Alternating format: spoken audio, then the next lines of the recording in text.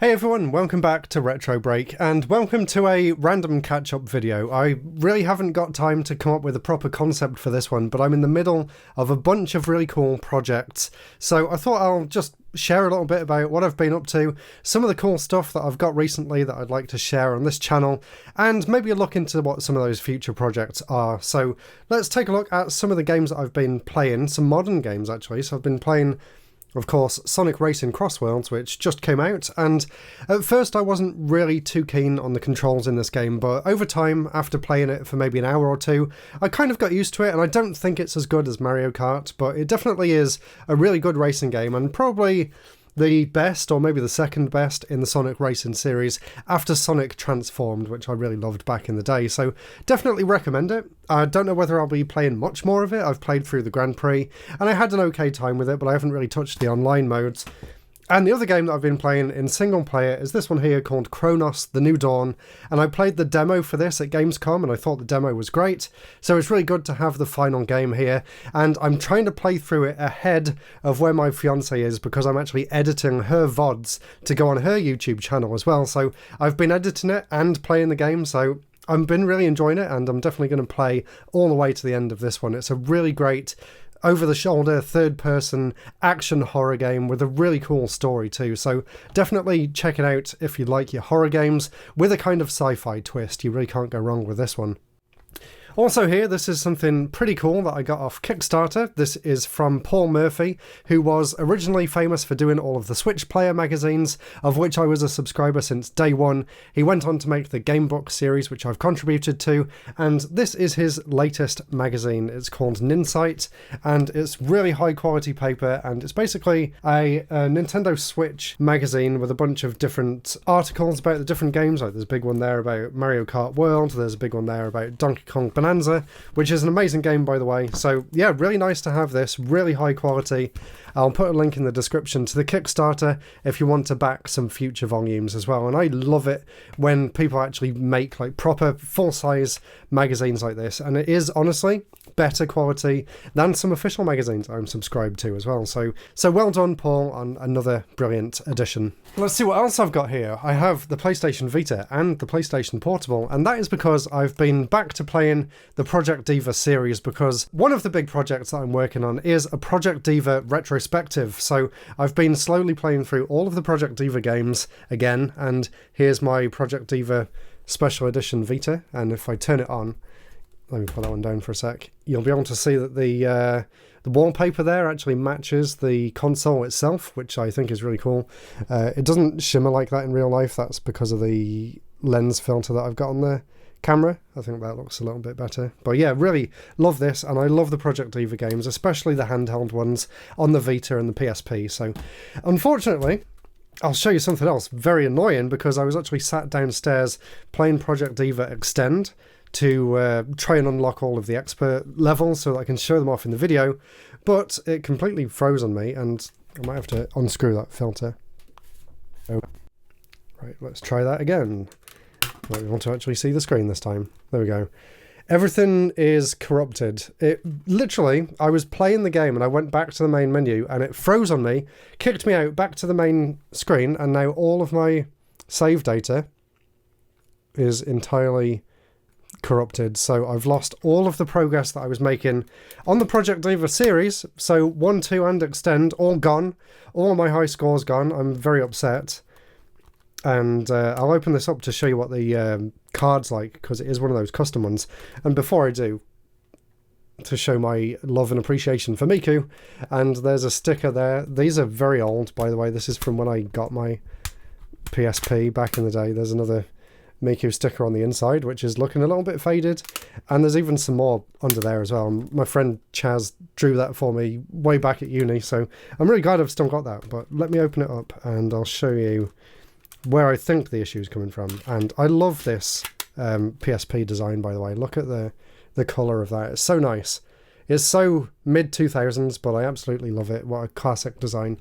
Where was I? Oh yeah, the card. Let me show you. So it's one of those micro SD adapter things for the memory card to Duo. So I'm wondering whether, because it's not an official card and it just has a micro SD inside it, if something's corrupted over time. But I've put it in the computer and it doesn't seem like anything's recoverable. So if anyone knows, I just threw it at the camera. If anyone knows how to get your save files back off one of these, if it does show up as corrupted, please let me know, because I've made a lot of progress on all 3 of those games, including my original save file from back at uni for Diva 2nd. So I was really upset about that. And speaking of the Project Diva series and Vocaloids in general, and I know I talk a lot about Vocaloids, but I'm really excited because for this big video retrospective, I've actually finally got every single one of the Project Diva games and all of the Vocaloid games as well. So there's quite a lot. There's another stack here. So looking at them all together, it's pretty insane. So this is what's taken up most of my time recently, is to try and figure out how to condense all of this into one video. So I was really happy to get this one recently. This is Megpoid the Music, and Gumi's actually my favourite Vocaloid, or Vocasynth, whatever you want to call them these days. So really happy to have this. The game itself isn't amazing compared to the main Project Diva series, but still really happy to have it.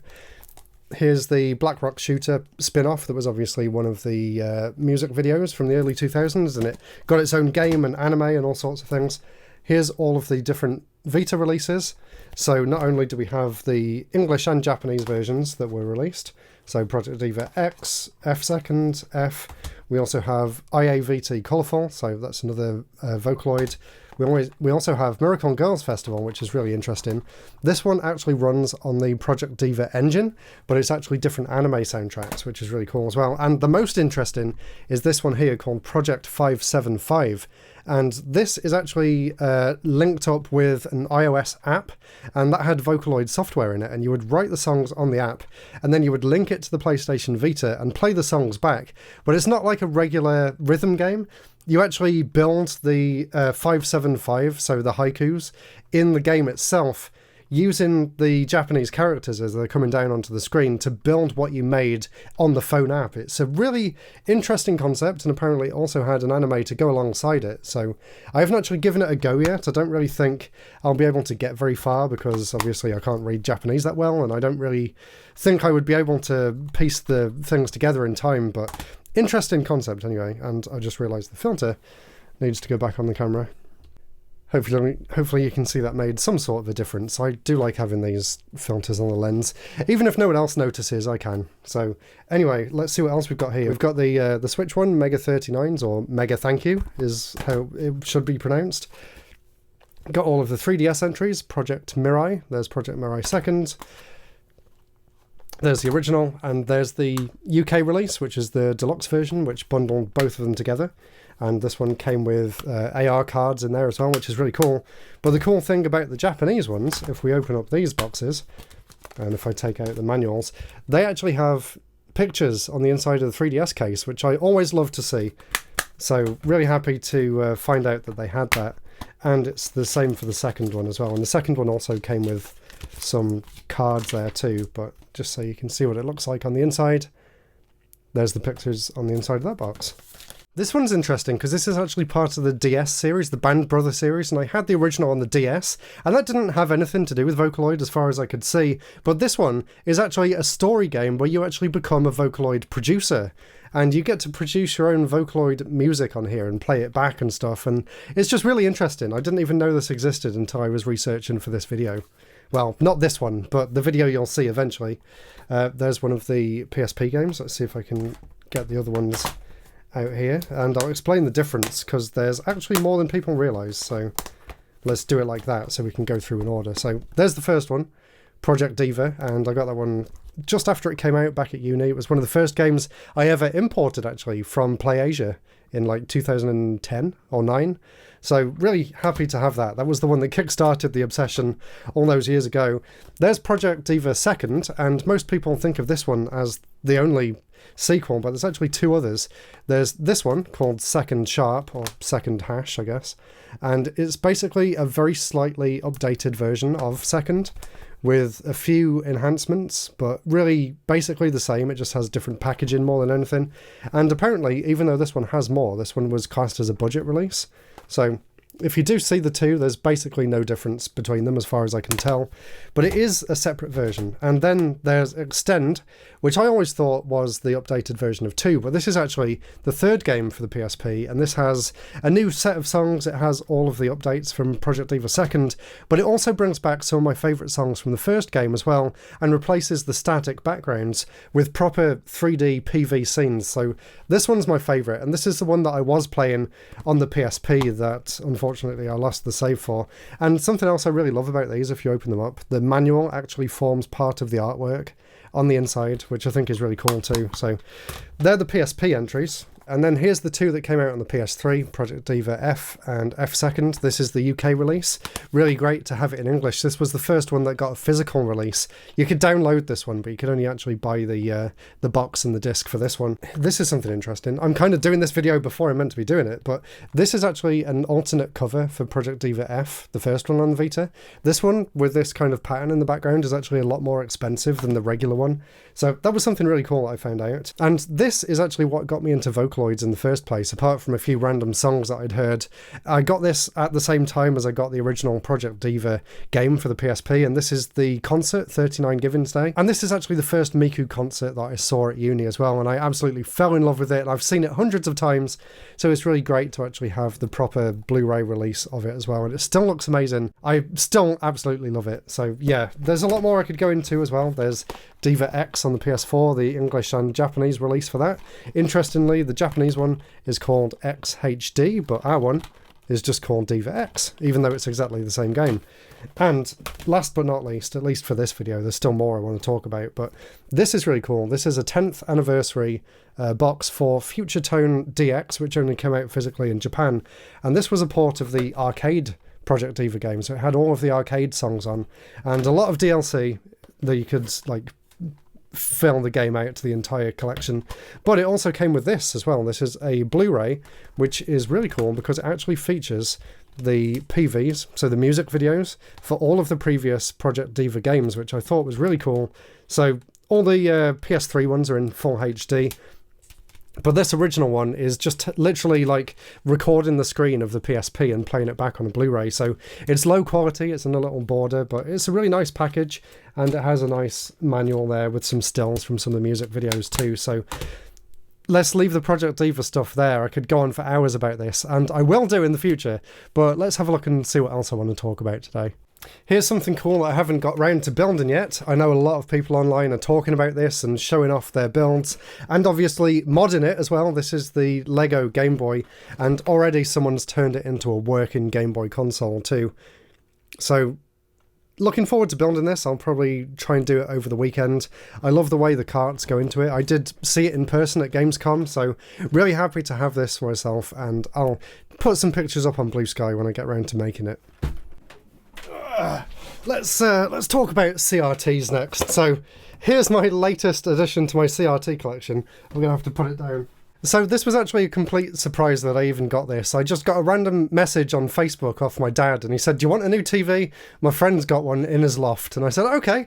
And in the picture, it looked like one of those really small, like 8-inch ones, but it actually turned out to be a 14-inch CRT, the same size as the one I actually got rid of a few weeks ago that went up there in the corner. But the really cool thing about this is that it's actually a Sony Trinitron, which is actually the type of screen technology that I've wanted for a long time to work on a video that I've been doing about scanlines. So it was honestly perfect timing, and I'm so happy to have this, as well as the Toshiba one that I got over there, which I've done a video about in the past, because the way the scan lines work on these two screens is actually very different, and the technology between them is very different too.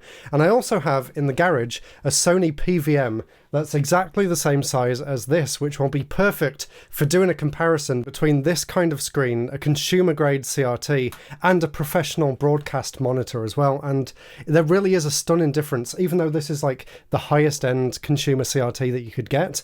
When I put this side by side with the PVM, you'll actually be able to see a big difference, and that's something really interesting that I think I'll be able to try and explain on the video. And I posted some close-ups of this, and someone actually said that it's weird that in the UK they've never seen the proper scan lines like you get on all of the CRT filters. But But that's more to do with, well, it's to do with a lot of factors, and I'm going to save it for the main video. But basically, thank you, Dylan, for giving me this TV set, because it will actually come in very handy for the channel, and I'm really, really glad to have it. So don't think it's been wasted here. It's definitely gone to a good home. And I guess I'll bring this up as well while we're on just a random stream of consciousness kind of video. So I'm sure a lot of you, or at least some of you, know that I'm working in the background on a very, very big project all about Quintet. Well, I got something else. I've had it for a while, but I don't think I've ever shown it off. And this has taken me literally a decade to find in this condition, and I finally got it. This is a very specific issue of Game Fan magazine that has an interview with Quintet, and I've got some backing card there to keep it safe. And let me find the exact page and you'll see why I wanted to find this so badly. This is something that I'll be doing some high quality scans for and showing it off in the video. Look at that, it even has like send off these coupon mail things to subscribe to the magazine. That's really cool to see. I'm getting distracted. Let's see if I can find that interview. Here it is. So, oh my god, I'm so happy I have this now, because I've looked at it online many times in the past, but it doesn't beat seeing it in person. So this is an interview right from the time when Quintet was just about to leave Nintendo to go off and work on games for Sony and games for Sega, all on their own as part of GDNet. And there's not really any information about that era of Quintet online. So to have this and to have this interview is just so great. And my script is coming along very slowly, but you will have to be a bit more patient, because there's still actually a lot more games that I need to get in order to get all of the games to talk about in that video. And because I'm so pedantic about it, I want them all physically, and I want to have a nice setup where I can record all of the box and the manual and just really go all out in depth with everything there is to do with the company. It's like this big long-term passion project of mine, and it probably won't do very well views-wise, but it is one of the things that I'm working really hard to try and make it as good as it possibly can be, and that even includes trying to track down random little things that will add to the story, like this particular magazine here. Another one of my long-term projects that I've been working on a little bit more recently is actually a gaming history book as well. So it's still a long way off, but I thought I would just let you guys and girls know that I am actually writing something. And I do hope to get it officially published one day. And I can show you a little brief preview here. So it's going to be called Celebrating Video Game History. And I've actually wrote quite a lot already, and I've thought about all of the different categories, but obviously there's a lot missing in between that I have yet to fill out. But the structure's all there. So really looking forward to basically filling out the rest of this, and I think it's going to come across really well. It's going to be a full overview of the history of console, computer, arcade and handheld gaming, as well as some game highlights thrown in there as well, and a bunch of like history about how certain things came to be and some of the people involved in that process as well. So, and I'm going to try and make it fun to read for both people who are just casually interested in video games and people who also want more of a deep dive into specific parts of gaming history and some of the interesting stories about the people who worked in the industry at the time to make it what it is today. So yeah, really looking forward to fleshing this out some more, and hopefully maybe next year I can share some more about the progress of the book. But it's slow going, but I'm really enjoying the process. So here's something interesting. This is something that I actually promised I would do a video on, and I was kind of half tempted to make this video about that, but it turns out that I don't really have enough to say about it, I don't think, in order to make a completely separate video. And that is for this here, called the Summer Kart 64. I was going to do a comparison between this and the N64 EverDrive, because a lot of people were saying, like, don't bother getting the EverDrive if you've got the Summer Kart, so I said I will do a comparison with the two. But basically, I've used them both, I've got the same set of games on both, I've been playing on both, and there really isn't much of a difference at all between them. This one's a little bit cheaper and it's open source, so you can get updates, but this one's maybe a little bit more reliable. This one can use cheats, this one can't, and a lot of people will say that this one can play 64 DD games and this one can't, but this one can if you patch the games into ROMs first. So really, there's basically no difference between the two. So if you're worried about money, go for the summer cart. If you care about cheats, go for the EverDrive. But honestly, I would probably just recommend everyone get this one. And you can actually build it yourself as well, which is kind of interesting. Or you can buy one of these pre-made kits. So I'll put a link in the description, but don't really expect a complete in-depth video on this because it's basically the same as the EverDrive with a different front end. So go and watch my video on the EverDrive 64 instead, and you'll basically know what you're getting into with this one. And I think that's enough random nonsense for one video, so if you're still here, thank you so much for watching this kind of pointless video. I hope you got some enjoyment from it. If you want to check out the last one of these random catch-up videos, click the video up there, subscribe if you enjoyed this, check out Patreon, all of that stuff, and I'll see you all again very soon. Goodbye.